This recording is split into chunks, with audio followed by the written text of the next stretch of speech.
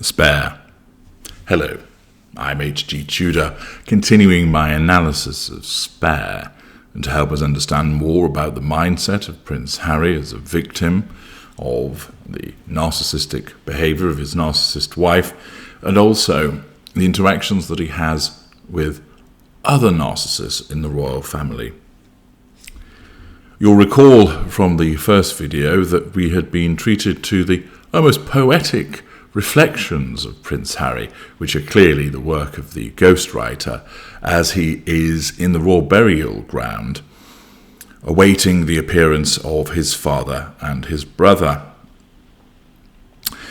The two eventually turn up, and they meet and say hello, and Harry bemoans the fact that the greeting is painfully tepid, as he describes.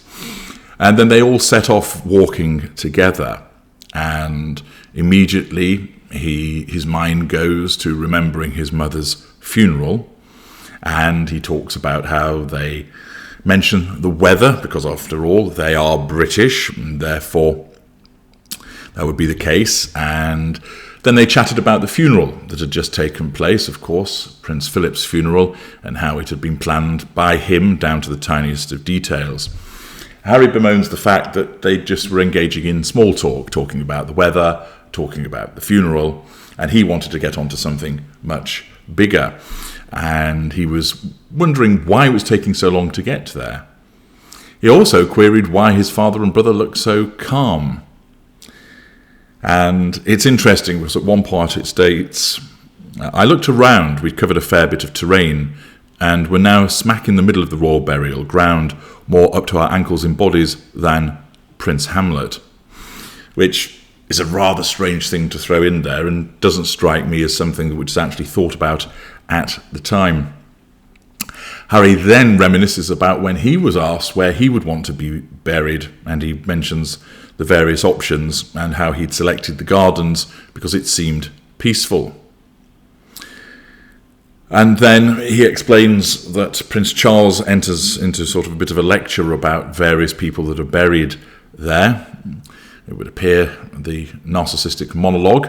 Narcissists often like to stand and hold court and issue a monologue, done by virtue of a sense of entitlement, a lack of accountability for those around, and of course it's done to assert control over the listener, causing them to have to stand and patiently listen to what the narcissist has to say. You can almost picture the scene with certain narcissists that they stand there, elbow on the mantelpiece at home, perhaps a glass of wine or a glass of scotch in their hand, as they then regale you with the latest detail of the day. Now, of course, in some instances, there is something of interest that the narcissist might import to you, and you'd be quite happy to listen. But often, particularly with lesser and mid-range narcissists, all they're doing is talking about themselves and the mundanities of their day-to-day existence. Yet it's delivered to you as if they were giving a speech to the nation. It's unsurprising, of course, that Prince Charles, Prince Charles as he then was, would be engaging in the issuing of a monologue. And his two sons, as non-intimate secondary sources in his fuel matrix, would have to stand and listen to it. Harry then remarks about mercifully his father finally stops talking, and then they got down to business. Harry explains that he tries to detail his side of things and how he didn't want it to become an argument, and he took the view that Pa and Willie had come ready for a fight. He particularly is scathing about Prince William, saying that he shut Harry down several times and then started sniping, and it started to get so heated that his father interjected and said that it's enough, and commented, and as we've seen this disclosed in the press, he stood between us, looking up at our flushed faces. Please, boys, don't make my final year a misery. That, of course, is a pity play that's doled out by a narcissist for assertion of control over his two sons. Then, what's interesting is that he then becomes quite scathing about his brother, And we're early on in the book, of course, where he details this scathing view of his brother. Remember, this is the brother that he'd hitherto had such an excellent relationship with. Now, of course, we're not privy to all aspects of their lives. But as we know, from many of you, of course, will be from families in terms of having siblings. Some of you may not, but most people do. And you will have repeatedly fallen out with your siblings in some shape or form, particularly where there's brothers who are close in age. Goes with the territory. The older brother teases the younger brother wants to put his stamp on matters, demonstrate that he can do what the older brother can do. I can climb that tree like you can. I can come and play with your friends. I'm just as big as you are. And then he's teased perhaps where a mistake or some incompetence is shown as a consequence of those 2 or 3 years gap in age. So there's always going to be a degree of tension between siblings, and that can translate, of course, into adulthood. But it doesn't mean that it's a dislike of one another. It's an endearing conflict in a way. Perhaps conflict is a little bit strong. But what is interesting, as we've seen, and the pictures and the videos and the interviews speak for themselves with regard to the fondness that can be seen between the two brothers and the closeness that they had. Harry then writes, I looked at Willie, really looked at him, maybe for the first time since we were boys. I took it all in. His familiar scowl, which had always been his default in dealings with me. His alarming boldness, more advanced than my own. His famous resemblance to Mummy, which was fading with time. Meow. So, bitchiness there of talking about his scowl, saying that he's balding more than I am, and that although he looks like Mummy, it's now fading. He then goes on with in some ways he was my mirror, in some ways he was my opposite. My beloved brother, my arch nemesis. How had that happened? He then goes on about saying that he suddenly felt very tired and talking about this, and he gestures to the gardens that this should be home. And William tells him that you left. And the exchange is, you left, Harold. Yeah, and you know why. I don't. You don't. I honestly don't. He paints William as being deliberately intransigent and argumentative. And this feigned ignorance, as Harry sees it, becomes infuriating to him.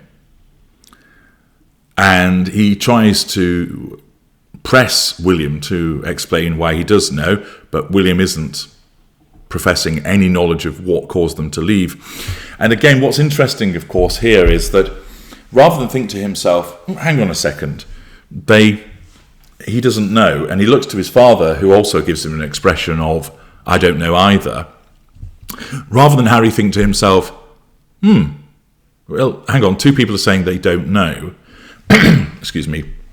Perhaps I ought to explain it a bit more detail. Maybe I should calmly explain my position again. Instead, he immediately assumes that they're being awkward.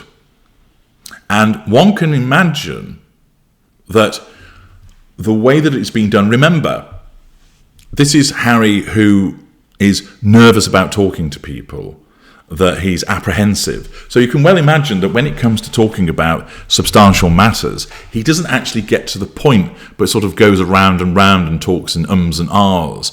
And furthermore, if he's picking up on, which undoubtedly he would do, the things that his wife says and is a mouthpiece for her, because of course she's the narcissist and he's bolted onto her, he's an appliance controlled by her, it's highly likely that, and we've seen this many occasions, that he starts to use her language.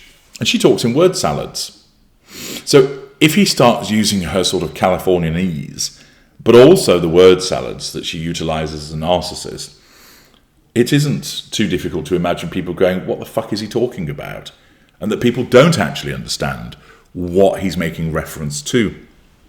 And therefore, the puzzlement of Charles and William is all too real. But of course, with Harry, he seems to make these repeated assumptions that everybody should understand him, everybody should get him and his wife, and that if you don't, you're automatically on a war footing with them. Rather than him think, have I been unclear? Are we being unclear? Perhaps I should try and explain again then. He automatically assumes that their failure to grasp what he's talking about is as a consequence of them basically being bloody-minded. He then decides that, well, perhaps maybe they don't know at all, and then reaches the conclusion that if they didn't know that, then they just don't know him at all. And then maybe he doesn't know them. But then he decides, it fires him up and he needs to tell them, but he decides ultimately that it would take too long and they're not in the right frame of mind to listen, so he's not going to bother. And I suspect this is a repeated problem that has occurred, that utilising the wording of his wife, and I suspect a lot of the time, Harry himself doesn't actually know why things happen. We know that he's not the sharpest knife in the drawer, but also, those of you that have been involved with narcissists will know that at times you'd be saying to them, sorry, pardon, what? And it wasn't because you couldn't hear, it was because what you were being told just didn't make sense. There were non sequiturs. It didn't accord with the situation, and you couldn't comprehend where the narcissist was coming from. Indeed, at that juncture, you didn't know that you were dealing with a narcissist, but you couldn't comprehend where the narcissist was coming from. And therefore, you were always left puzzled as to what was actually being said, what was actually being meant.